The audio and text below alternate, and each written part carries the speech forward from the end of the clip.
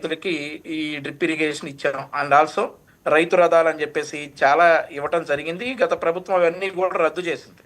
So ఆ పనిష్మెంటే అనుభవిస్తా ఉన్నారు. ఈరోజు మరి మొన్నటి వరకేమో నీకు 15,000 నీకు 15,000 కామెంట్ చేసినటువంటి వైఎస్ఆర్ కాంగ్రెస్ పార్టీ నాయకులు ఈరోజు అది అయిపోయిన తర్వాత ఇది అన్నదాత సుఖీభవ ఎప్పుడు అన్నారో అది కూడా ఇచ్చాం. ఈ నెలలో 2 పథకాలు మేము ఇవ్వబోతా ఉన్నాం.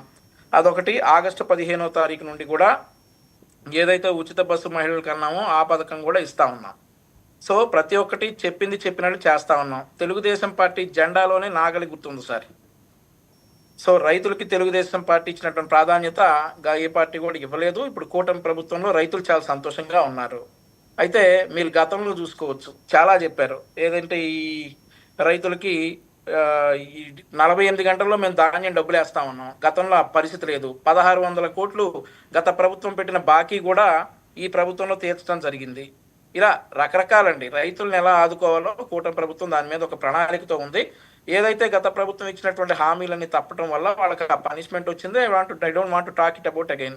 అయితే ఈ నెలలో మన ప్రాజెక్టులు చూసుకుంటే జూలై నెలలోనే నిండిపోయాయి. జూలై నెలలోనే నిండుకుండల్లా ప్రాజెక్టులు అన్నీ కూడా ఉన్నాయి. సో వీళ్ళు అంటా ఉంటారు, చంద్రబాబు నాయుడు గారి పేరు చెప్తేనే ఏదో అని వీళ్ళు అంటా ఉంటారు. కానీ పాపం వాళ్ళ పరిస్థితి ఇప్పుడు తారుమారైంది. ఇప్పుడు ఈ జూలై నెలలోనే ప్రాజెక్టులన్నీ కూడా నిండుకుండలాగా ఉన్నాయి. ఆ తర్వాత 18 ఏళ్ల తర్వాత అండి ఇది ఇంతగా నిండిపోవడం అనేది. ప్రాజెక్టులన్నీ కూడా ఇంత నిండుకుండలా ఉండటం 18 సంవత్సరాల తర్వాత ఫస్ట్ టైం జూలైలో కలకల్లాడుతూ ఉంది ఆంధ్రప్రదేశ్ రాష్ట్రం మొత్తం కూడా. సో ఇన్ని చేస్తా ఉన్నా కానీ ఈ రోజు రైతు చాలా సంతోషంగా ఉన్నాడు. ఇవాళ 12,000 తక్కువ హెచ్డి బార్లీ పోగా కొనుగోలు చేశాం సార్. ఆ తర్వాత కోకా రైతు కిలో సరే కాదు, ఓకేలేండి. మీరు చేసి చేయొచ్చు, కానీ మళ్ళీ ఎందుకు గతాన్ని ఎందుకు పదే దాన్ని మాట్లాడుకోవడం అని సార్? ఇప్పుడు అది మా ఇంట్లో పెళ్లి కాదు సార్, గతం మర్చిపోదాం అనుకోవటానికి. గత పాలకులకి మాకు తేడా చెప్పాలి ఖచ్చితంగా. గత పాలనకి ఈ పాలనకి రాష్ట్ర ప్రజలకి తేడా అర్థమైంది. మరి ఏంటి వైసీపీ వాళ్ళు సవాల్ విసురుతున్నారు? ఏమని సార్? ఎవరు అవినీతి చేశారో తేల్చుకుందాం రమ్మనండి సార్. ఎవరు అవినీతి తేల్చారో తెలుస్తున్నాయి కదా కోర్టులు. ఈ రోజు ఎవరు సార్? మరి గవర్నర్ దగ్గరికి వెళ్ళింది ఎవరు సార్? జైళ్లలో ఉంది ఎవరు సార్? ఈరోజు ఫుల్ గా బిగిసిపోయి జైళ్లలో ఉంది ఎవరు సార్? ఈరోజు ఎవరు సార్ గవర్నర్ దగ్గరికి? వీళ్ళు ఎవరు ఎందుకు వెళ్ళలేదు సార్? జగన్మోహన్ రెడ్డి గారు సతీ సమేతంగా గవర్నర్ గారి దగ్గరికి వెళ్ళి కనీసం ప్రెస్ మీట్ కూడా పెట్టలేని పరిస్థితుల్లో బయటకు వచ్చారు కదా సార్. కనీసం ప్రెస్ మీట్ కూడా పెట్టలేని పరిస్థితుల్లో బయటకు వచ్చారు కదా సార్. ముసి నవ్వులు నవ్వుకుంటా మొహం మీద నవ్వు వేసుకుని చెప్పి వెళ్ళిపోయారు కదా సార్. ప్రెస్ వాళ్ళు అడిగితే కూడా చెప్పకుండా వెళ్ళిపోయారు కదా సార్. ఏం జరిగింది సార్ లోపల అని అడిగితే? సరే మీకున్న ఇన్పుట్స్ ఏంటి? ఏం జరిగింది లోపల?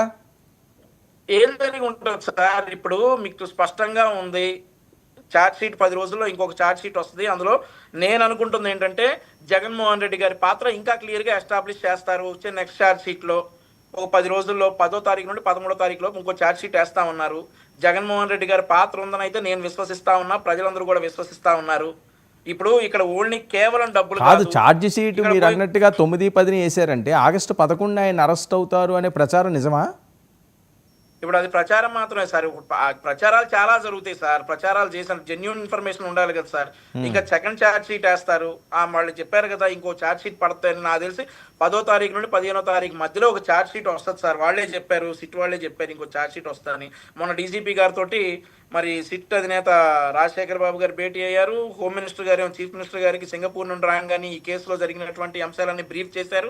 11 కోట్ల రూపాయల అంశం కూడా పెట్టారు. అవి ఎస్బీఐలో డిపాజిట్ చేయటం ఇవాళ కోర్టు ఏదో ఇచ్చిందంట, వాడిని వీడియో ప్రూఫ్ ద్వారా పెట్టాలి అనేసి. సో అవన్నీ ఓకే. ఇప్పుడు ఇవన్నీ పరిణామాలన్నీ జరుగుతున్నటువంటి నేపథ్యంలో ఎవరు అవినీతికి ఎవరు ఛాలెంజ్ చేస్తారు సార్? ఛాలెంజ్ చేయమన్నాడు సార్. సరే నిరూపించుకుందాం. ఎవరు మరి ఇదే డిబేట్లో శేఖర్ రెడ్డి గారు మాట్లాడతారో ఆ అవినీతుల గురించి మేము మాట్లాడతామో చూద్దాం. Okay, right. నాగేంద్ర గారు గుడ్ ఈవినింగ్ సార్. వర్మ గారు గుడ్ ఈవినింగ్. Good evening. ఏంటండి ఏపీ పరిస్థితి? జగన్మోహన్ రెడ్డి గారిని